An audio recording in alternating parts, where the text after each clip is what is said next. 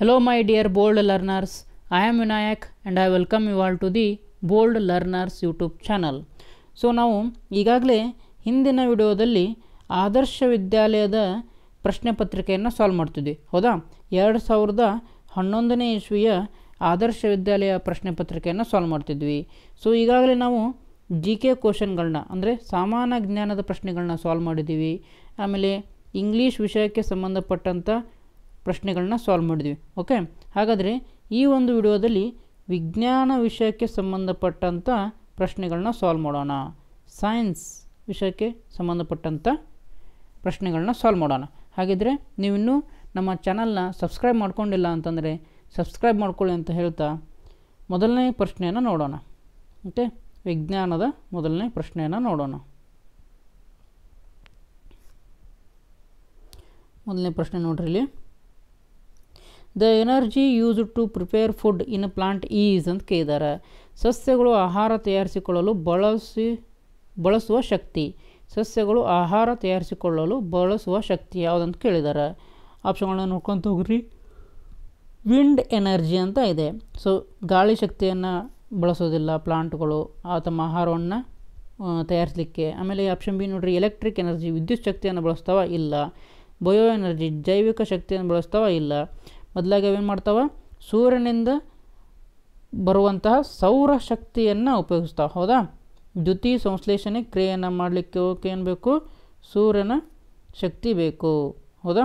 ದ್ಯುತಿ ಸಂಶ್ಲೇಷಣೆ ಅಥವಾ ಫೋಟೋಸಿಂಥೆಸಿಸ್ ಮಾಡಲಿಕ್ಕೆ ಸೂರ್ಯನ ಶಕ್ತಿ ಬೇಕು. ಹಾಗಾದರೆ ಸರಿಯಾದ ಉತ್ತರ ಯಾವುದಪ್ಪ ಇಲ್ಲಿ, ಸೋಲಾರ್ ಎನರ್ಜಿ ಅಂಥೇಳಿ. ಓಕೆ, ಸರಿಯಾದ ಉತ್ತರ ಯಾವುದು, ಸೋಲಾರ್ ಎನರ್ಜಿ. ಎರಡನೇ ಪ್ರಶ್ನೆ ಹೋಗೋಣ. By which force of the earth the rain drops fall down towards earth ಅಂತ ಕೇಳಿದ್ದಾರೆ. ಭೂಮಿಯ ಯಾವ ಬಲದಿಂದ ಮಳೆಯ ಹನಿಗಳು ನೆಲಕ್ಕೆ ಬೀಳುತ್ತವೆ. ಓಕೆ, ಇಲ್ಲಿ ಮಳೆ ಹನಿಗಳು ಮಾತ್ರ ಅಲ್ಲ, ಯಾವುದೇ ಒಂದು ವಸ್ತುವನ್ನು ನಾವು ಮೇಲಕ್ಕೆ ಎಸೆದರೆ ಅದು ಮರಳಿ ಭೂಮಿಗೆ ಬರ್ತದೆ. ಸೊ ಈ ಮರಳಿ ಭೂಮಿಗೆ ಬರಬೇಕಾದ್ರೆ ಯಾವ ಬಲದಿಂದ ವಸ್ತುಗಳು ಭೂಮಿಯ ಕಡೆ ಬರ್ತವೆ ಅಂತ ಕೇಳಿದ್ದಾರೆ ಇಲ್ಲಿ ಹೌದಾ. ಫಸ್ಟ್ ಆಪ್ಷನ್ ನೋಡ್ರಿ ಇಲ್ಲಿ, ಮಸ್ಕ್ಯುಲರ್ ಫೋರ್ಸ್ ಸ್ನಾಯುಬಲ ರಾಂಗು. ಸ್ನಾಯುಬಲ ಎಲ್ಲಿರ್ತೈತಪ್ಪ, ಪ್ರಾಣಿಗಳಲ್ಲಿ ಇರ್ತೈತಿ. ಪ್ರಾಣಿಗಳ ಸ್ನಾಯುಗಳಲ್ಲಿ ಇರ್ತೈತಿ ಸ್ನಾಯುಬಲ ರಾಂಗು. ಸಿ ಆಪ್ಷನ್ ನೋಡ್ರಿ, ವಿಂಡ್ ಫೋರ್ಸ್ ಅಂತ ಇದೆ ರಾಂಗು. ಗಾಳಿಯ ಬಲದಿಂದ ವಸ್ತುಗಳು ಕೆಳಕ್ಕೆ ಬರುವುದಿಲ್ಲ. ಆಪ್ಷನ್ ಡಿ ನೋಡ್ರಿ, ಮ್ಯಾಗ್ನೆಟಿಕ್ ಫೋರ್ಸು ಕಾಂತೀಯ ಬಲ, ಇದರಿಂದ ಬರೋದಿಲ್ಲ. ಮ್ಯಾಗ್ನೆಟಿಕ್ ಫೋರ್ಸ್ ಯಾವ ವಸ್ತುಗಳನ್ನ ಏನು ತನ್ನ ಕಡೆ ಸೆಳಿತಪ್ಪ ಅಂತಂದ್ರೆ ಮ್ಯಾಗ್ನೆಟಿಕ್ ಮಟೀರಿಯಲ್ಸ್ಗಳನ್ನ ಮಾತ್ರ. ಅವು ಯಾವ್ಯಾವಪ್ಪ, ಐರನ್ನು ನಿಕ್ಕಲ್ಲು ಕೋಬಾಲ್ಟ್ ಅನ್ನುವಂಥದ್ದು ಹೌದಾ. ಐರನ್ನು ನಿಕ್ಕಲ್ ಆಮೇಲೆ ಕೋಬಾಲ್ಟ್ ಅನ್ನುವಂಥದ್ದು ಮಾತ್ರ ಮ್ಯಾಗ್ನೆಟಿಕ್ ಮಟೀರಿಯಲ್ಸು ಅಥವಾ ಮ್ಯಾಗ್ನೆಟಿಕ್ ಫೋರ್ಸು ತನ್ನೆಡೆಗೆ ಇವುಗಳಿಗೆ ಮ್ಯಾಗ್ನೆಟಿಕ್ ಮಟೀರಿಯಲ್ಸನ್ನು ಎಳೆದುಕೊಳ್ತದೆ. ಓಕೆ, ಸೊ ಈ ಮ್ಯಾಗ್ನೆಟಿಕ್ ಮಟೀರಿಯಲ್ಸ್ಗೆ ಉದಾಹರಣೆ ಯಾವ್ಯಾವ ಹೇಳಿದೆ ನಾನು, ಐರನ್ನು ನಿಕ್ಕಲ್ ಕೋಬಾಲ್ಟ್ ಅನ್ನುವಂಥದ್ದು. ಓಕೆ, ಸೊ ಹಾಗಾಗಿ ಮ್ಯಾಗ್ನೆಟಿಕ್ ಫೋರ್ಸ್ ಸಹ ರಾಂಗ್ ಆಯ್ತು ಇಲ್ಲಿ. So the right answer is gravitational force. ಗುರುತ್ವಾಕರ್ಷಣ ಬಲದಿಂದ ಮಳೆಯ ಹನಿಗಳು ನೆಲಕ್ಕೆ ಬೀಳುತ್ತವೆ. ಓಕೆ, ನೆಕ್ಸ್ಟ್ ನೋಡ್ರಿ, ಮೂರನೇ ಪ್ರಶ್ನೆ ನೋಡ್ರಿ. An instrument use to see micro organisms. ಸೂಕ್ಷ್ಮಾಣು ಜೀವಿಗಳನ್ನು ನೋಡಲು ಉಪಯೋಗಿಸುವ ಸಾಧನ ಯಾವುದು ಅಂತೇಳಿ. ಅಂದರೆ ಕಣ್ಣಿಗೆ ಕಾಣಲಾರದಂತಹ ಜೀವಿಗಳನ್ನು ನೋಡಲಿಕ್ಕೆ ಉಪಯೋಗಿಸುವಂಥ ಸಾಧನ ಯಾವುದು ಅಂತೇಳಿ. ಓಕೆ, ಇಲ್ಲಿ ನೋಡ್ರಿ, ಒಂದನೇ ಆಪ್ಷನು ಟೆಲಿವಿಷನ್, ದೂರದರ್ಶನ ಅಂತಿದೆ. ದೂರದರ್ಶನದಲ್ಲಿ ನಾವೇನು ಸೂಕ್ಷ್ಮಾಣು ಜೀವಿಗಳನ್ನ ನೋಡ್ತೀವಾ, ಇಲ್ಲ. ಟೆಲಿಸ್ಕೋಪ್ ದೂರದರ್ಶಕದಿಂದ ನಾವು ನಕ್ಷತ್ರಗಳನ್ನ ನೋಡ್ತೀವಿ, ದೂರ ಇರುವಂತಹ ವಸ್ತುಗಳನ್ನ ನೋಡ್ತೀವಿ. ಸೊ ಇದು ರಾಂಗು. ಆಮೇಲೆ ಥರ್ಮೋಮೀಟರ್ ಉಷ್ಣತಾಮಾಪಕ, ನಮ್ಮ ದೇಹದ ಉಷ್ಣ ಎಷ್ಟಿದೆ ಅಥವಾ ಯಾವುದಾದ್ರೂ ಒಂದು ದ್ರಾವಣದ ಉಷ್ಣ ಎಷ್ಟಿದೆ ಅನ್ನೋಕ್ಕೆ ನೋಡಲಿಕ್ಕೆ ನಾವು ಥರ್ಮೋಮೀಟ್ರನ್ನು ನೋಡ್ತೀವಿ. ಸೊ ಇದು ರಾಂಗು. ರೈಟ್ ಆನ್ಸರ್ ಏನಪ್ಪ ಅಂತಂದರೆ ಮೈಕ್ರೋಸ್ಕೋಪ್ ಅನ್ನುವಂಥದ್ದು. ಓಕೆ, ಸೂಕ್ಷ್ಮದರ್ಶಕವನ್ನು ನಾವು ಸೂಕ್ಷ್ಮಾಣು ಜೀವಿಗಳನ್ನು ನೋಡಲಿಕ್ಕೆ ಉಪಯೋಗಿಸ್ತೀವಿ. ಯಾಕಂದರೆ ಇಲ್ಲಿ ಹೆಸರಲ್ಲೇ ಇದೆ ನೋಡ್ರಿ, ಮೈಕ್ರೋ. ಓಕೆ, ಹೆಸರಲ್ಲೇ ಇದೆ ಮೈಕ್ರೋ ಅಂತಂದರೆ ಸಣ್ಣದು ಅಂತ ಅರ್ಥ. ಓಕೆ, ಅದೇ ಒಂದು ವೇಳೆ ಮ್ಯಾಕ್ರೋ ಅಂತಂತಂದರೆ MACRO, ಮ್ಯಾಕ್ರೋ ಅಂತ ಅರ್ಥ ಏನು ಬರ್ತದಪ್ಪ ಅಂತಂದರೆ ದೊಡ್ಡದು ಅಂತೇಳಿ ಅರ್ಥ ಬರ್ತದೆ. ಓಕೆ, ಸೊ ಇಲ್ಲಿ ಮೈಕ್ರೋಸ್ಕೋಪ್ ಅಂತಂದರೆ ಸಣ್ಣದಾದಂಥ ವಸ್ತುಗಳನ್ನು ಅಥವಾ ಸೂಕ್ಷ್ಮಾಣು ಜೀವಿಗಳನ್ನು ನೋಡಲು ಉಪಯೋಗಿಸುವಂತಹ ಸಾಧನ. ಓಕೆ, 4ನೇ ಪ್ರಶ್ನೆ ನೋಡೋಣ. Which gas is liberated while photosynthesis ಅಂತ ಕೇಳಿದ್ದಾರೆ. ದ್ಯುತಿ ಸಂಶ್ಲೇಷಣೆ ಕ್ರಿಯೆಯಲ್ಲಿ ಯಾವ ಅನಿಲ ಬಿಡುಗಡೆ ಆಗುತ್ತದೆ? ಅಂದರೆ ಸಸ್ಯಗಳು ಆಹಾರವನ್ನು ತಯಾರಿಸುವಾಗ ಯಾವ ಗಾಳಿಯನ್ನು ಹೊರಗಡೆ ಬಿಡ್ತಾವೆ ಅಂತ ಕೇಳಿದ್ದಾರೆ. ಯಾವ ಗಾಳಿಯನ್ನು ಬಿಡ್ತಾವು? ಮೊದಲನೇದಾಗಿ ನೋಡ್ರಿ, ಇಲ್ಲಿ ದ್ಯುತಿ ಸಂಶ್ಲೇಷಣೆ ಮಾಡೋಕ್ಕೆ ಅವಕ್ಕೆ ಕಾರ್ಬನ್ ಡೈಆಕ್ಸೈಡ್ ಬೇಕು. ಅವುಗಳನ್ನ ಅಂದರೆ ಕಾರ್ಬನ್ ಡೈಆಕ್ಸೈಡ್ನ ಅವು ಒಳಗಡೆ ಎಳ್ಕೊಳ್ತಾವೆ. ಸೊ ಇದಂತೂ ಆಗಕ್ಕೆ ಸಾಧ್ಯನೇ ಇಲ್ಲ. ಆಮೇಲೆ ಮೀಥೇನು ಮತ್ತು ನೈಟ್ರೋಜನ್ನು ದ್ಯುತಿ ಸಂಶ್ಲೇಷಣೆ ಕ್ರಿಯೆಯಲ್ಲಿ ಭಾಗವಹಿಸುವುದಿಲ್ಲ. ಸೊ ರೈಟ್ ಆನ್ಸರ್ ಯಾವುದಪ್ಪ ಇಲ್ಲಿ? ಆಕ್ಸಿಜನ್ ಅನ್ನುವಂಥದ್ದು. ಓಕೆ, ಆಮ್ಲಜನಕವನ್ನು ದ್ಯುತಿ ಸಂಶ್ಲೇಷಣೆ ಕ್ರಿಯೆಯಲ್ಲಿ ಅವು ಯಾವ ಸಸ್ಯಗಳು ಅಥವಾ ಗಿಡ ಮರಗಳು ಹೊರಕ್ಕೆ ಬಿಡುತ್ತವೆ. Okay, so right answer is ಆಮ್ಲಜನಕ. ನೆಕ್ಸ್ಟ್ 5ನೇ ಪ್ರಶ್ನೆ ನೋಡೋಣ. ಈಗ recognise the single cell organism from the following. ಇದು ಏಕಕೋಶ ಜೀವಿಗೆ ಉದಾಹರಣೆ. ಒಂದೇ ಒಂದು ಕೋಶ ಇರುವಂಥ ಜೀವಿಗೆ ಉದಾಹರಣೆ ಕೇಳಿದ್ದಾರೆ. ಫಸ್ಟ್ ಆಪ್ಷನ್ ನೋಡ್ರಿ, ಮ್ಯಾನ್. ಇದು ಬಹುಕೋಶ ಜೀವಿಗೆ ಒಂದು ಉದಾಹರಣೆ, ಮನುಷ್ಯ. ಹೌದಾ? ಆಮೇಲೆ ಇರುವೆ ಸಹ ಒಂದು ಬಹುಕೋಶ ಜೀವಿಗೆ ಉದಾಹರಣೆ. ಓಕೆ, ಆಪ್ಷನ್ ಸಿ ನೋಡ್ರಿ, ಮಿಂಚುಹುಳು. ಇದು ಸಹ ಒಂದು ಬಹುಕೋಶಿ ಜೀವಿಗೆ ಉದಾಹರಣೆ. ರೈಟ್ ಆನ್ಸರ್ ಏನಪ್ಪ ಅಂತಂದ್ರೆ ಆಪ್ಷನ್ ಡಿ, ಅಮೀಬಾ ಅನ್ನೋದು ಏಕಕೋಶ ಸೆಲ್ಗೆ ಉದಾಹರಣೆ ಇದು. ಓಕೆ, ಸಿಂಗಲ್ ಸೆಲ್ ಆರ್ಗಾನಿಸಮ್ಗೆ ಅದೊಂದು ಉದಾಹರಣೆ. ನೆಕ್ಸ್ಟ್ 6ನೇ ಪ್ರಶ್ನೆ ನೋಡ್ರಿ. Through which organ fish respire. ಮೀನು ಯಾವ ಅಂಗದಿಂದ ಉಸಿರಾಡುತ್ತದೆ ಅಂತ ಕೇಳಿದಾರೆ. ಓಕೆ, ಮೀನು ಎಲ್ಲಿರ್ತಾವಪ್ಪ? ನೀರಿನಲ್ಲಿ ಇರ್ತಾವೆ. ಅವು ಯಾವ ಅಂಗದಿಂದ ಉಸಿರಾಡ್ತಾವೆ ಅಂತ ಕೇಳಿದಾರೆ. ಆಪ್ಷನ್ ಡಿ ನೋಡ್ರಿ, ಲಂಗ್ಸಿಂದ ಅಂತೆ. ಲಂಗ್ಸಿಂದ ಅಲ್ಲ, ಲಂಗ್ಸಿಂದ ನಾವು ಪ್ರಾಣಿಗಳು ಉಸಿರಾಡ್ತೇವೆ. ಓಕೆ, ಭೂಮಿ ಮೇಲಿರುವಂಥ ಪ್ರಾಣಿಗಳು ಲಂಗ್ಸ್ ಮುಖಾಂತರ ಉಸಿರಾಡ್ತಾವೆ. ಸ್ಕಿನ್ನಿಂದ ಮೀನು ಉಸಿರಾಡೋದಿಲ್ಲ. ಮೂಗಿನಿಂದ ಸಹ ಉಸಿರಾಡೋದಿಲ್ಲ. ಓಕೆ, ಹಾಗಾದರೆ ಸರಿಯಾದ ಆನ್ಸರ್ ಯಾವುದಪ್ಪ ಅಂತಂದರೆ ಗಿಲ್ಸ್, ಕಿವಿರುಗಳಿಂದ ಮೀನುಗಳು ಉಸಿರಾಡ್ತಾವೆ. ಓಕೆ, ನೆಕ್ಸ್ಟ್ 7ನೇ ಪ್ರಶ್ನೆ ನೋಡೋಣ. What is the percentage of nitrogen gas in air ಅಂತ ಕೇಳಿದಾರೆ. ಓಕೆ, ನೈಟ್ರೋಜನ್ನ ಪರ್ಸೆಂಟ್ ಎಷ್ಟೈತಿಪ್ಪ ಅಂತಂದ್ರೆ 78% ಐತಿ ವಾತಾವರಣದಲ್ಲಿ. ಓಕೆ, ಆಮೇಲೆ ಆಕ್ಸಿಜನ್ ಪರ್ಸೆಂಟೇಜ್ ಎಷ್ಟೈತಪ್ಪ ಅಂತಂದ್ರೆ 21% ಐತಿ. ಓಕೆ, ಆಮೇಲೆ ಎಷ್ಟಾಯ್ತಿದು? 78 + 21 ಎಷ್ಟಾಯಿತು? 99 ಆಯಿತಾ? ಹಾಗಾದರೆ ಇನ್ನೊಂದು ಪರ್ಸೆಂಟ್ ಯಾವ್ಯಾವುದಪ್ಪ ಅಂತಂದ್ರೆ ಆರ್ಗಾನ್ ಅನ್ನುವಂಥ ಅನಿಲ ಐತಿ, ಕಾರ್ಬನ್ ಡೈಆಕ್ಸೈಡ್ ಐತಿ. ಓಕೆ, ಕಾರ್ಬನ್ ಡೈಆಕ್ಸೈಡ್ ಐತಿ. ಆಮೇಲೆ ಮತ್ಯಾವ ಗ್ಯಾಸ್ ಇದೆ?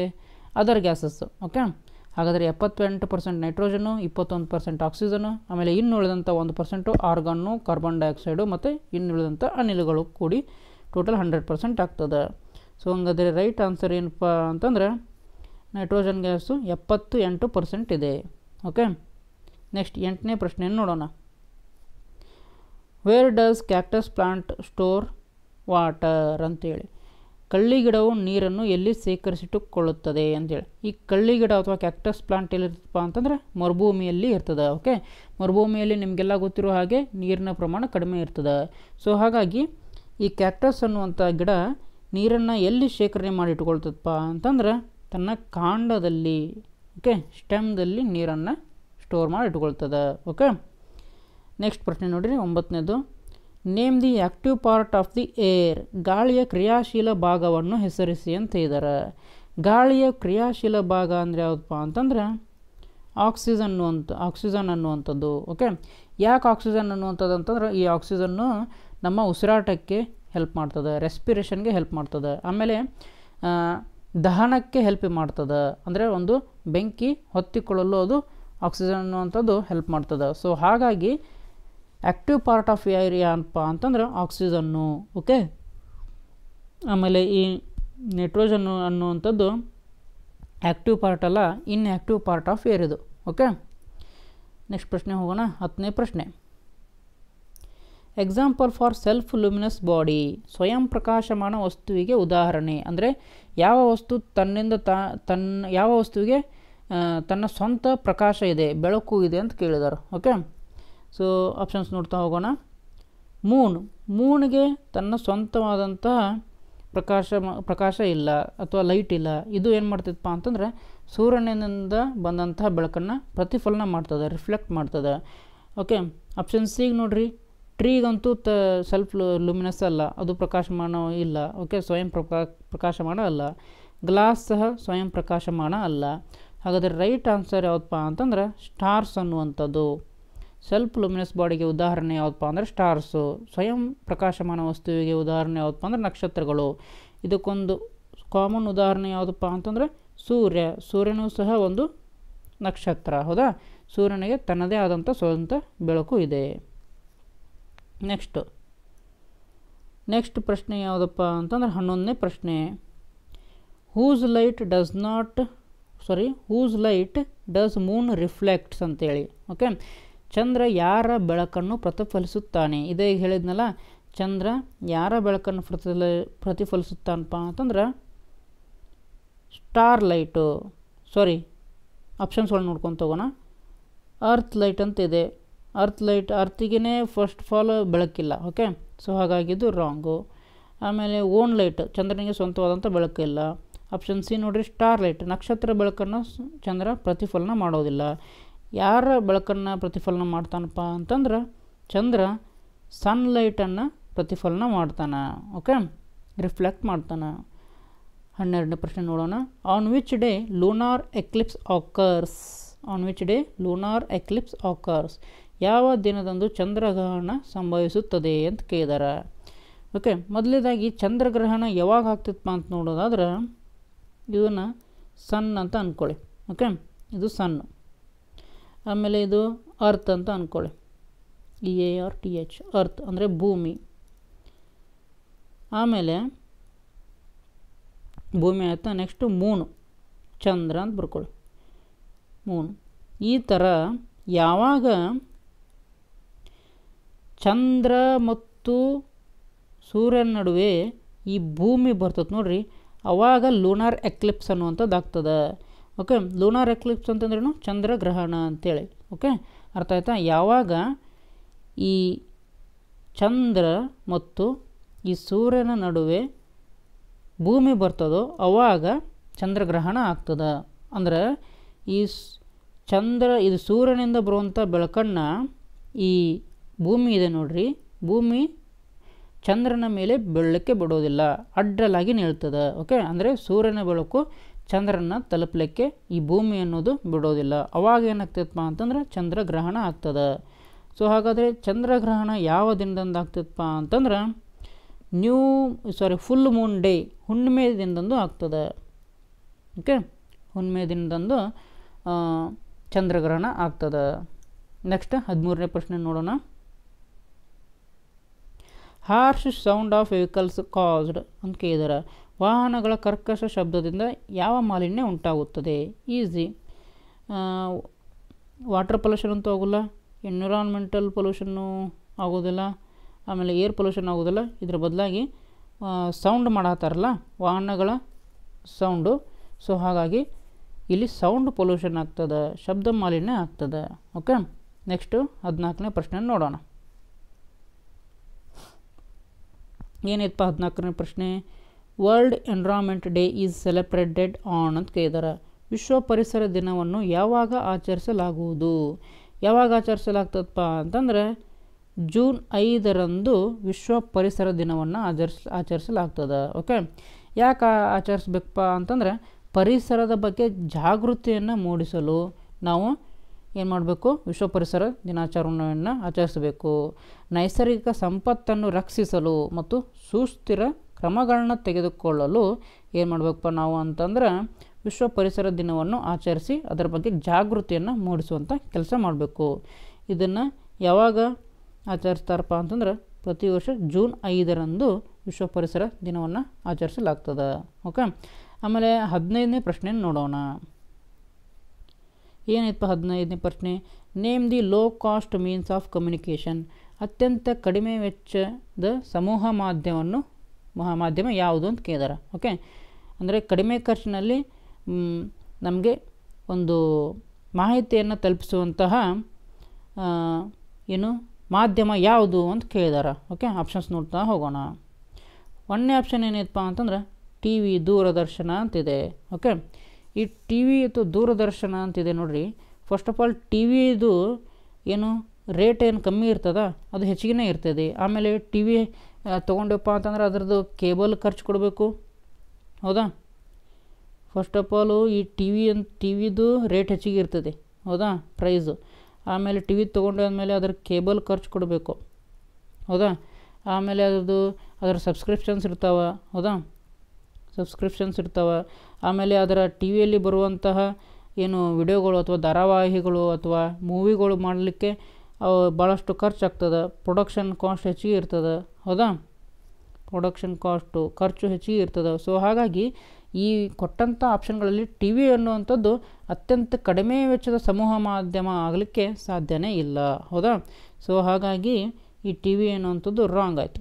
ಓಕೆ, ನೆಕ್ಸ್ಟ್ ನೋಡಿರಿ ಟೆಲಿಫೋನ್ ಅನ್ನುವಂಥದ್ದು, ಹೌದಾ. ಈ ಟೆಲಿಫೋನ್ಗೆ ಫಸ್ಟ್ ಆಫ್ ಆಲ್ ಏನು ಬೇಕಪ್ಪ, ಒಂದು ಕನೆಕ್ಷನ್ ಬೇಕು, ಕನೆಕ್ಷನ್ ವಯರ್ ಬೇಕಾ. ಸೊ ಇದೊಂದು ಖರ್ಚಾಯಿತು. ಆಮೇಲೆ ಒಂದು ಫೋನ್ ಸಹ ಬೇಕು, ಅದಕ್ಕೆ ಆ ವಯರಿಗೆ ಕನೆಕ್ಟ್ ಮಾಡೋಕೆ ಒಂದು ಫೋನ್ ಬೇಕಾ. ಟೆಲಿಫೋನ್ ವೈರ್ ಹೇಳತ್ತೇನೆ ನಾನಿಲ್ಲಿ, ಸೆಲ್ ಫೋನ್ ಅಲ್ಲ, ಮೊದಲಿಗೆ ಬರ್ತಿದ್ದು ನೋಡಿರಿ ವೈರಿನ ಫೋನ್ಗಳು ಅವ್ನು ಹೇಳತ್ತೇನೆ. ಫಸ್ಟ್ ಆಫ್ ಆಲ್ ಅದಕ್ಕೆ ಕನೆಕ್ಷನ್ ವೈರ್ ಬೇಕಿತ್ತು, ಆಮೇಲೆ ಫೋನ್ ಬೇಕಿತ್ತು, ಆಮೇಲೆ ಆನ್ ಗೋಯಿಂಗ್ ಕಾಲ್ ಚಾರ್ಜಸ್ ಇರಬೇಕಾಗಿತ್ತು ಅದಕ್ಕೆ. ಓಕೆ, ವೈರ್ ಅಷ್ಟೇ ಇದ್ರೆ ಆಗೋದಿಲ್ಲ, ಅದಕ್ಕೆ ನಾವು ದುಡ್ಡು ಸಹ ಹಾಕಬೇಕು ಮಾತಾಡಲಿಕ್ಕೆ, ಕಾಲ್ ಚಾರ್ಜಸ್ ಸಹ ಇರ್ತದೆ. ಸೊ ಹಾಗಾಗಿ ಈ ಟೆಲಿಫೋನ್ ಸಹ ಒಂದು ಆಪ್ಷನ್ ಆಗಲಿಕ್ಕೆ ಸಾಧ್ಯ ಇಲ್ಲ, ಹೌದಾ. ಆಮೇಲೆ ಇನ್ನುಳಿದಿದ್ದು ಯಾವಪ್ಪ ಅಂತಂದ್ರೆ ನ್ಯೂಸ್ ಪೇಪರ್ ಒಂದು ಮತ್ತು ರೇಡಿಯೋ ಅನ್ನುವಂಥದ್ದು. ಓಕೆ, ಈ ನ್ಯೂಸ್ ಪೇಪರ್ ನಾವು ದಿನ ತೊಗೊಳ್ಬೇಕಾಗ್ತದೆ, ಹೌದಾ, ದಿನ ನಾವು ಪರ್ಚೇಸ್ ಮಾಡಬೇಕಾಗ್ತದೆ. ಓಕೆ, ಆಮೇಲೆ ಈ ನ್ಯೂಸ್ ಪೇಪರ್ಗೆ ಒಂದು ಪೇಪರ್ ತಯಾರಾಗಲಿಕ್ಕೆ ನಾವು ಫ್ಯಾಕ್ಟ್ರಿಯಲ್ಲಿ ಪೇಪರ್ ತಯಾರು ಮಾಡಬೇಕಾಗ್ತದೆ, ಗಿಡಗಳನ್ನ ಕಡಿಬೇಕಾಗ್ತದೆ. ಸೊ ಇದು ಸಹ ಈ ರೇಡಿಯೋ ಕಂಪೇರ್ ಮಾಡಿದರೆ ಒಂದು ಸ್ವಲ್ಪ ಏನಾಗ್ತದೆ ಇದು ಅಂತಂದ್ರೆ ವೆಚ್ಚದ ಸಂವಹನ ಆಗ್ತದೆ. ಓಕೆ, ಆದರೆ ಈ ಟಿ ವಿ ಮತ್ತು ಟೆಲಿಫೋನ್ ಕಂಪೇರ್ ಮಾಡಿದರೆ ಈ ನ್ಯೂಸ್ ಪೇಪರ್ ಅನ್ನೋದು ಕಡಿಮೆ ವೆಚ್ಚದ್ದು, ಹೌದಾ, ವಾರ್ತಾಪತ್ರಿಕೆ ಅನ್ನೋದು ಕಡಿಮೆ ವೆಚ್ಚದ್ದು. ಆದರೆ ರೇಡಿಯೋ ಕಂಪೇರ್ ಮಾಡಿದರೆ ಇದರ ಸ್ವಲ್ಪ ವೆಚ್ಚ ಹೆಚ್ಚಿಗೆ ಆಗ್ತದೆ. ಓಕೆ, ಸೊ ಹಾಗಾದರೆ ಸರಿಯಾದ ಉತ್ತರ ಏನಪ್ಪ ಅಂತಂದ್ರೆ ಇಲ್ಲಿ ರೇಡಿಯೋ ಅನ್ನುವಂಥದ್ದು. ಓಕೆ, ಯಾಕಪ್ಪ ಅಂತಂದರೆ ರೇಡಿಯೋದಲ್ಲಿ ಕಾರ್ಯಕ್ರಮ ಮಾಡೋದು ಅಷ್ಟೊಂದು ಏನು ವೆಚ್ಚದಾಯಕ ಅಲ್ಲ. ಆಮೇಲೆ ನಮಗೆ ಏನು ಅದರಿಂದ ಕೇಳಲಿಕ್ಕೆ ಏನು ಬೇಕಪ್ಪ, ಒಂದೇ ಒಂದು ರಿಸೀವರ್ ಇದ್ರೆ ಸಾಕು, ಹೌದಾ, ಒಂದೇ ಒಂದು ರಿಸೀವರ್ ಇದ್ರೆ ಸಾಕು. ಆದರೆ ಇಲ್ಲಿ ನ್ಯೂಸ್ ಪೇಪರ್ ಏನು ಮಾಡ್ಬೇಕಾಗ್ತದಪ್ಪ ಅಂತಂದ್ರೆ ದಿನಾಲೂ ಹೊಸ ಸುದ್ದಿಗಳಿಗೋಸ್ಕರ ಪ್ರಿಂಟ್ ಮಾಡಬೇಕು ಅವನ್ನ. ಸೊ ಹಾಗಾಗಿ ಇದೊಂದು ಕಡಿಮೆ ವೆಚ್ಚದ ಸಮೂಹ ಅಲ್ಲ. ಸೊ ಹಾಗಾಗಿ ಆನ್ಸರ್ ಯಾವುದಪ್ಪ ಅಂತಂದರೆ ರೇಡಿಯೋ ಅನ್ನುವಂಥದ್ದು. ಓಕೆ, ನೆಕ್ಸ್ಟ್ 16ನೇ ಪ್ರಶ್ನೆ ಹೋಗೋಣ. Which organ absorbs water and minerals present in food. ಆಹಾರದಲ್ಲಿರುವ ನೀರು ಮತ್ತು ಲವಣಾಂಶಗಳನ್ನು ಹೀರಿಕೊಳ್ಳುವ ಅಂಗ ಯಾವುದು ಅಂತ ಕೇಳಿದ್ದಾರೆ. ಓಕೆ, ಒಂದನೇದು ನೋಡ್ರಿ, ಇಲ್ಲಿ ಆಪ್ಷನ್ ಡಿ ನೋಡ್ರಿ, ಫಸ್ಟ್ ಪೈಪ್. ಇದೇನು ಫುಡ್ ಪೈಪ್ ಅಂತ ಕೊಟ್ಟಿದ್ದಾರೆ. ಈ ಫುಡ್ ಪೈಪದು ಕೆಲಸ ಏನಪ್ಪ ಅಂತಂದ್ರೆ ಮನುಷ್ಯನ ಬಾಯಿಯಿಂದ ಹಿಡಿದು ಅದನ್ನು ಈ ಜಠರದವ್ರಿಗೆ ಅಂದರೆ ಹೊಟ್ಟೆಯವರೆಗೆ, ಸ್ಟೊಮಕ್ನವ್ರಿಗೆ ಏನು ಮಾಡ್ಬೇಕಪ್ಪ ಮಾಡೋ ಕೆಲಸ ಏನು ಆಹಾರವನ್ನು ತಂದು ಕೊಡುವಂಥ ಕೆಲಸ ಯಾವ್ದು ಮಾಡ್ತೈತಪ್ಪ ಅಂತಂದ್ರೆ ಫುಡ್ ಪೈಪ್ ಮಾಡ್ತದೆ. ಸೊ ಇಲ್ಲಿ ಯಾವುದೇ ಥರನಾದಂತಹ ಮಿನರಲ್ಸ್ಗಳು ಅಥವಾ ವಾಟ್ರು ಏನಾಗೋದಿಲ್ಲ, ಅಬ್ಸರ್ವ್ ಆಗೋದಿಲ್ಲ. ಸೊ ಹಾಗಾಗಿ ಈ ಫುಡ್ ಪೈಪ್ ಅನ್ನೋದು ಅದು ರಾಂಗ್ ಆಯಿತು. ಓಕೆ, ನೆಕ್ಸ್ಟ್ ಏನು ಬರ್ತೈತಪ್ಪ ಅಂತಂದ್ರೆ ಈ ಫುಡ್ ಪೈಪಿಂದ ಅಂದರೆ ಈ ಫುಡ್ ಪೈಪ್ ಏನು ಮಾಡ್ತೈತಿ, ಬಾಯಿಯಿಂದ ಹೊಟ್ಟೆಗೆ ಆಹಾರವನ್ನು ತಲುಪಿಸ್ತೈತಿ. ಆಮ್ಯಾಗ ಸ್ಟಮಕ್ ಬರ್ತದೆ. ಈ ಸ್ಟಮಕ್ನಲ್ಲಿ ಏನಾಗ್ತದಪ್ಪ ಅಂತಂದ್ರೆ ಕೆಲವೊಂದಿಷ್ಟು ಆಹಾರಗಳು ಜೀರ್ಣ ಆಗ್ತಾವೆ, ಹೌದಾ. ಯಾವ್ಯಾವ ಆಗ್ತಾವಪ್ಪ ಅಂತ ನೋಡೋದಾದ್ರೆ ಯಾವ್ಯಾವ ಆಗ್ತಂದ್ರೆ ದೀರ್ಘ ಮಟ್ಟದಲ್ಲಿ ಆಗೋದಿಲ್ಲ, ಒಂದು ಸ್ವಲ್ಪ ಮಟ್ಟದಲ್ಲಿ ಇದು ಡೈಜೆಷನ್ಗೆ ಹೆಲ್ಪ್ ಮಾಡ್ತದೆ, ಹೌದಾ, ಸ್ಟಮಕ್ ಅನ್ನುವಂಥದ್ದು. ಸೊ ಹಾಗಾಗಿ ಇಲ್ಲಿ ಲವಣಾಂಶಗಳು ಮತ್ತು ನೀರು ಹೀರಿಕೊಳ್ಳೋದಿಲ್ಲ. ಸೊ ಹಾಗಾಗಿ ಸ್ಟಮಕ್ನೂ ಸಹ ರಾಂಗ್ ಆಯಿತು.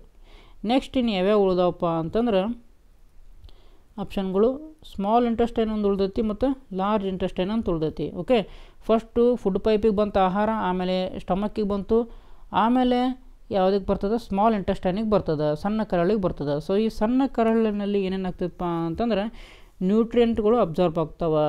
ಎಂತೆಂಥ ನ್ಯೂಟ್ರಿಯೆಂಟ್ಗಳು, ಕಾರ್ಬೋಹೈಡ್ರೇಟ್ಗಳಾಗಿರ್ಬೋದು, ಓಕೆ, ಕಾರ್ಬೋಹೈಡ್ರೇಟ್ಗಳಾಗಿರ್ಬೋದು, ಆಮೇಲೆ ಈ ಪ್ರೋಟೀನ್ಗಳಾಗಿರ್ಬೋದು, ಓಕೆ, ಆಮೇಲೆ ಈ ಫ್ಯಾಟ್ಸ್ ಆಗಿರ್ಬೋದು, ವಿಟಮಿನ್ಸ್ ಆಗಿರ್ಬೋದು. ಆಮೇಲೆ ಕೆಲವೊಂದಿಷ್ಟು ಮಿನರಲ್ಸ್ಗಳು ಇವೆಲ್ಲ ಎಲ್ಲಿ ಹೀರಲ್ಪಡ್ತಾವಪ್ಪ ಅಂತಂದ್ರೆ ಈ ಸ್ಮಾಲ್ ಇಂಟೆಸ್ಟೈನಲ್ಲಿ ಇವೆಲ್ಲ ಹೀರಲ್ಪಡ್ತಾವ. ಓಕೆ, ಅದರ ಮೇಲೆ ಕ್ವಶನ್ ಏನು ಕೇಳಿದಾರೆ ಅವರು, ವಾಟರ್ ಮತ್ತು ಮಿನರಲ್ಸ್ ಎಲ್ಲಿ ಹೀರಲ್ಪಡ್ತಾವ ಅಂತ ಕೇಳಿದಾರೆ, ಎಲ್ಲಿ ಅಬ್ಸಾರ್ಬ್ ಆಗ್ತಾವ ಅಂತ ಕೇಳಿದಾರೆ. ಸೊ ಉಳಿದಂಥ ಒಂದೇ ಒಂದು ಆಪ್ಷನ್ ಯಾವುದಪ್ಪ ಅಂತಂದ್ರೆ ಲಾರ್ಜ್ ಇಂಟೆಸ್ಟೈನ್, ದೊಡ್ಡ ಕರಳಿನಲ್ಲಿ ಏನಾಗ್ತದಪ್ಪ ಅಂತಂದ್ರೆ ಈ ವಾಟರ್ ಮತ್ತು ಮಿನರಲ್ಸು ಅಬ್ಸಾರ್ಬ್ ಆಗ್ತದೆ, ಹೀರ್ಕೊಳ್ತದೆ. ಓಕೆ, ಏನೇನು ಒಂದು ಸ್ವಲ್ಪ ಡೀಪಾಗಿ ನೋಡೋದಾದರೆ ಲಾರ್ಜ್ ಇಂಟೆಸ್ಟೈನ್ ಏನೇನು ಹೀರ್ಕೊಳ್ತದಪ್ಪ ಅಂತಂದ್ರೆ ನೀರನ್ನು ಹೀರ್ಕೊಳ್ತದೆ, ವಾಟರು, ಆಮೇಲೆ ಮಿನರಲ್ಸನ್ನು ಹೀರ್ಕೊಳ್ತದೆ, ಆಮೇಲೆ ಎಲೆಕ್ಟ್ರೋಲೈಟ್ಸ್ ಅಂತ ಇರ್ತಾವೆ ಅವನ್ನ ಹೀರ್ಕೊಳ್ತದೆ. ಓಕೆ, ಅಂದರೆ ಇದೆಲ್ಲ ಯಾವುದರಿಂದ ಹೀರ್ಕೊಳ್ತದಪ್ಪ ಅಂತಂದ್ರೆ ಅಲ್ಲಿ ಅನ್ಡೈಜೆಸ್ಟೆಡ್ ಫುಡ್ ಇರ್ತದೆ ನೋಡಿರಿ,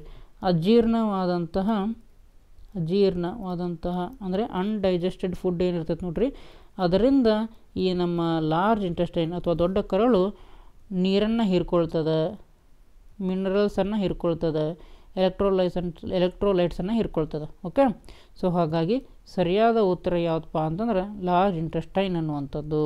ಓಕೆ, ನೆಕ್ಸ್ಟು 17ನೇ ಪ್ರಶ್ನೆಯನ್ನು ನೋಡೋಣ. What is the colour of the brain ಅಂತ ಕೇಳಿದಾರೆ. ಮೆದುಳಿನ ಬಣ್ಣ ಯಾವುದು ಅಂತ ಕೇಳಿದಾರೆ. ಸ್ಟ್ರೈಟ್ ಆನ್ಸರ್ ಏನಪ್ಪ ಅಂತಂದ್ರೆ ಗ್ರೇ ಅನ್ನುವಂಥದ್ದು. ಓಕೆ, ಬೂದು ಕಲರ್ದ ಬಣ್ಣದಲ್ಲಿ ನಮ್ಮ ಮೆದುಳು ಇರ್ತದೆ. ನೆಕ್ಸ್ಟು 18ನೇ ಪ್ರಶ್ನೆಯನ್ನು ನೋಡೋಣ. ಈಗ ತುಂಬ ಇಂಪಾರ್ಟೆಂಟ್ ಪ್ರಶ್ನೆ ಇದು, 18ನೇದು ನೋಡ್ರಿ. The disease caused due to deficiency of vitamin C ಅಂತ ಕೇಳಿದಾರೆ. ವಿಟಮಿನ್ ಸಿ ಇಂದ ಬರುವಂತಹ ವಿಟಮಿನ್ ಸಿ ಕೊರತೆಯಿಂದ ಬರುವ ರೋಗ ಯಾವುದು ಅಂತ ಕೇಳಿದಾರೆ. ವಿಟಮಿನ್ ಸಿ ಕೊರತೆಯಿಂದ ಯಾವ್ದು ಬರ್ತೈತಪ್ಪ ಇಲ್ಲಿ, ಸ್ಕರ್ವಿ ಅನ್ನುವಂಥ ರೋಗ ಬರ್ತದೆ. ಎಲ್ಲಿದೆ ಆಪ್ಷನ್ ಡಿ, ಸ್ಕರ್ವಿ ಅನ್ನುವಂಥದ್ದು ವಿಟಮಿನ್ ಸಿ ಕೊರತೆಯಿಂದ ಬರ್ತದೆ. Okay, vitamin C. ಆಮೇಲೆ ಈ ಬೆರಿ ರೋಗ ಯಾವುದರ ಕೊರತೆಯಿಂದ ಬರ್ತೈತಪ್ಪ ಅಂತಂದ್ರೆ ವಿಟಮಿನ್ B1 ಕೊರತೆಯಿಂದ ಬೆರಿ ರೋಗ ಅನ್ನುವಂಥದ್ದು ಬರ್ತದೆ. ಓಕೆ, ಸೊ ವಿಟಮಿನ್ B1ಗೆ ಥಯಾಮಿನ್ ಅಂತ ಸಹ ಕರಿತೀವಿ. ಏನು ಹೇಳಿ, ಥಯಾಮಿನ್, ಬರೆದಿಟ್ಕೊಳ್ಳಿ ಇದನ್ನ. ಆಮೇಲೆ ಈ ರಿಕೆಟ್ಸ್ ಅನ್ನುವಂಥದ್ದು ಯಾವ ವಿಟಮಿನ್ ಡೆಫಿಷಿಯನ್ಸಿಯಿಂದ ಬರ್ತೈತಪ್ಪ ಅಂತಂದ್ರೆ ರಿಕೆಟ್ಸ್ ಅನ್ನುವಂಥದ್ದು ವಿಟಮಿನ್ ಡಿ ಡೆಫಿಷಿಯನ್ಸಿಯಿಂದ ರಿಕೆಟ್ಸ್ ಅನ್ನುವಂಥದ್ದು ಬರ್ತದೆ. ಆಮೇಲೆ ನೈಟ್ ಬ್ಲೈಂಡ್ನೆಸ್ಸು ಯಾವ ವಿಟಮಿನ್ ಡೆಫಿಷಿಯನ್ಸಿಯಿಂದ ಬರ್ತೈತಪ್ಪ ಅಂತಂದ್ರೆ ವಿಟಮಿನ್ ಎ ಡೆಫಿಷಿಯನ್ಸಿಯಿಂದ ನೈಟ್ ಬ್ಲೈಂಡ್ನೆಸ್ ಬರ್ತದೆ. ಈ ನೈಟ್ ಬ್ಲೈಂಡ್ನೆಸ್ಸಿಗೆ ನಿಕ್ಟಲೋಪಿಯಾ ಅಂತ ಸಹ ಕರೀತಾರೆ. ಓಕೆ, ಹಾಗಾದರೆ ರೈಟ್ ಆನ್ಸರ್ ಯಾವುದಪ್ಪ ಅಂತಂದ್ರೆ ಆಪ್ಷನ್ ಡಿ, ವಿಟಮಿನ್ ಸಿ ಕೊರತೆಯಿಂದ ಸ್ಕರ್ವಿ ಅನ್ನುವಂಥ ರೋಗ ಬರ್ತದೆ. ಓಕೆ, ನೆಕ್ಸ್ಟು 19ನೇ ಪ್ರಶ್ನೆಯನ್ನು ನೋಡೋಣ. What is the function of kidney ಅಂತ ಕೇಳಿದಾರೆ. ಮೂತ್ರ ಜನಕಾಂಗದ ಕಾರ್ಯವೇನು ಅಂತ ಕೇಳಿದಾರೆ. ಓಕೆ, ಫಸ್ಟ್ ಆಪ್ಷನ್ ನೋಡಿರಿ, ಬ್ಲಡ್ ಪಂಪಿಂಗ್ ಯಾವುದರ ಕೆಲಸಪ್ಪ ಅಂತಂದ್ರೆ ಹಾರ್ಟ್ನ ಕೆಲಸ. ಹೌದಾ? ನೆಕ್ಸ್ಟ್ ಆಪ್ಷನ್ ನೋಡ್ರಿ ಇಲ್ಲಿ, ಬ್ಲಡ್ ಪ್ಯೂರಿಫಿಕೇಷನ್. ಆಪ್ಷನ್ ಬಿ ಇದು ಕರೆಕ್ಟ್ ನೋಡ್ರಿ. ಕಿಡ್ನಿಯ ಕಾರ್ಯ ಏನಪ್ಪ ಅಂತಂದ್ರೆ ಬ್ಲಡ್ ಪ್ಯೂರಿಫಿಕೇಷನ್ ಅಂಥೇಳಿ. ನೆಕ್ಸ್ಟ್ ಡೈಜೆಷನ್ ಆಫ್ ಫುಡ್ಡು, ಇದರಲ್ಲಿ ಸ್ಮಾಲ್ ಇಂಟೆಸ್ಟೈನ್ ಬರ್ತದೆ, ಲಾರ್ಜ್ ಇಂಟೆಸ್ಟೈನ್ ಬರ್ತದೆ, ಓಕೆ, ಸ್ಟೊಮಕ್ ಬರ್ತದೆ, ಇವೆಲ್ಲ ಬರ್ತಾವೆ ಎಲ್ಲಿ, ಡೈಜೆಷನ್ ಆಫ್ ಫುಡ್ಡಲ್ಲಿ. ಸೊ ಹಾಗಾಗಿ ಅದು ಇಲ್ಲಿ ನಮಗೆ ರಾಂಗ್ ಉತ್ತರ ಆಗ್ತದೆ. Okay, option D wrong. ಆಮ್ಯಾಗ ಬಾಡಿ ಕಂಟ್ರೋಲಿಂಗ್, ದೇಹ ನಿಯಂತ್ರಣ, ಇದು ಸಹ ರಾಂಗು. ದೇಹ ನಿಯಂತ್ರಣ ಎಲ್ಲಿ ಆಗ್ತದಪ್ಪ ಅಂತಂದ್ರೆ ಮೆದುಳಿನ ಸಹಾಯದಿಂದ ದೇಹ ನಿಯಂತ್ರಣ ಆಗ್ತದೆ. ಸೊ ಆಪ್ಷನ್ ಸಿ ಸಹ ರಾಂಗು. ಹಾಗಾದರೆ ರೈಟ್ ಆನ್ಸರ್ ಏನಪ್ಪ ಅಂತಂದ್ರೆ ಫಂಕ್ಷನ್ ಆಫ್ ಕಿಡ್ನಿ ಏನಪ್ಪ ಅಂತಂದ್ರೆ ಬ್ಲಡ್ ಪ್ಯೂರಿಫಿಕೇಷನ್ ಅನ್ನುವಂಥದ್ದು, ರಕ್ತ ಶುದ್ಧೀಕರಣ. ಓಕೆ, ನೆಕ್ಸ್ಟು 20ನೇ ಪ್ರಶ್ನೆಯನ್ನು ನೋಡೋಣ. ಈಗ how many hours food stay in the stomach, ಎಷ್ಟು ಗಂಟೆಗಳ ಕಾಲ ಆಹಾರವು ಜಠರದೊಳಗೆ ಇರುವುದು ಅಂತ ಕೇಳಿದಾರೆ. ಓಕೆ, ನಮ್ಮ ಹೊಟ್ಟೆಯಲ್ಲಿ ಎಷ್ಟು ಗಂಟೆಗಳ ಕಾಲ ಆಹಾರ ಇರ್ತೈತಪ್ಪ ಅಂತಂತಂದ್ರೆ 1 ರಿಂದ 2 ತಾಸು. ಓಕೆ, ಲೈಟ್ ವೇಟ್ ಫುಡ್ ಇದ್ದಪ್ಪ ಅಂತಂದ್ರೆ, ಲೈಟ್ ಮೀಲ್ ನಾವೇನು ತೊಗೊಂಡಿದ್ದೀವಪ್ಪ ಅಂತಂದ್ರೆ 1 ರಿಂದ 2 ತಾಸು ನಮ್ಮ ಹೊಟ್ಟೆಯಲ್ಲಿ ಆಹಾರ ಇರ್ತದೆ. ಓಕೆ, ಅದೇ ಒಂದು ವೇಳೆ ಹೆವಿ ಮೀಲ್ಸ್ ತೊಗೊಂಡಿದ್ದೀವಪ್ಪ ಅಂತಂದ್ರೆ 2 ರಿಂದ 6 ತಾಸು ಇರ್ತದೆ ಅದು 2 to 6 hours. ಓಕೆ, ಹಾಗಾದರೆ ರೈಟ್ ಆನ್ಸರ್ ಯಾವುದಪ್ಪ ಅಂತಂದರೆ ಇಲ್ಲಿ 1 to 2 hours ಅನ್ನುವಂಥದ್ದು. ಓಕೆ, ಸೊ ಇಲ್ಲಿವರೆಗೂ ಏನಾಯ್ತಪ್ಪ ಅಂತಂದ್ರೆ 20 ಕ್ವಶನ್ಗಳನ್ನ ಸೈನ್ಸ್ ಸಂಬಂಧಪಟ್ಟಂಥ ವಿಜ್ಞಾನಕ್ಕೆ ಸಂಬಂಧಪಟ್ಟಂಥ 20 ಪ್ರಶ್ನೆಗಳನ್ನು ನಾವು ಸಾಲ್ವ್ ಮಾಡಿದ್ವಿ, ಹೌದಾ? ಹಾಗಾದರೆ ಮುಂದಿನ ವಿಡಿಯೋದಲ್ಲಿ ಸಮಾಜ ವಿಜ್ಞಾನಕ್ಕೆ ಸಂಬಂಧಪಟ್ಟಂಥ ಮತ್ತು ಗಣಿತ ವಿಷಯಕ್ಕೆ ಸಂಬಂಧಪಟ್ಟಂಥ ಪ್ರಶ್ನೆಗಳನ್ನ ಸಾಲ್ವ್ ಮಾಡೋಣ. ಹಾಗಾದರೆ ಇಲ್ಲಿವರೆಗೂ ಈ ಒಂದು ನಿಮಗೆ ವಿಡಿಯೋ ಇಷ್ಟ ಆಗಿದ್ದರೆ ಲೈಕ್ ಮಾಡಿ, ಆಮೇಲೆ ನಿಮ್ಮ ಸ್ನೇಹಿತರ ಜೊತೆ ಈ ಒಂದು ವಿಡಿಯೋನ ಶೇರ್ ಮಾಡ್ಕೊಳ್ಳಿ. ಹಾಗೆ ನಮ್ಮ ಚಾನಲ್ನ ನೀವಿನ್ನೂ ಸಬ್ಸ್ಕ್ರೈಬ್ ಮಾಡ್ಕೊಂಡಿಲ್ಲಪ್ಪ ಅಂತಂದರೆ ಸಬ್ಸ್ಕ್ರೈಬ್ ಮಾಡ್ಕೊಳ್ಳಿ. ಓಕೆ, ಮತ್ತೆ ಮುಂದಿನ ವಿಡಿಯೋದಲ್ಲಿ ಸಿಗೋಣ. ಜೈ ಹಿಂದ್.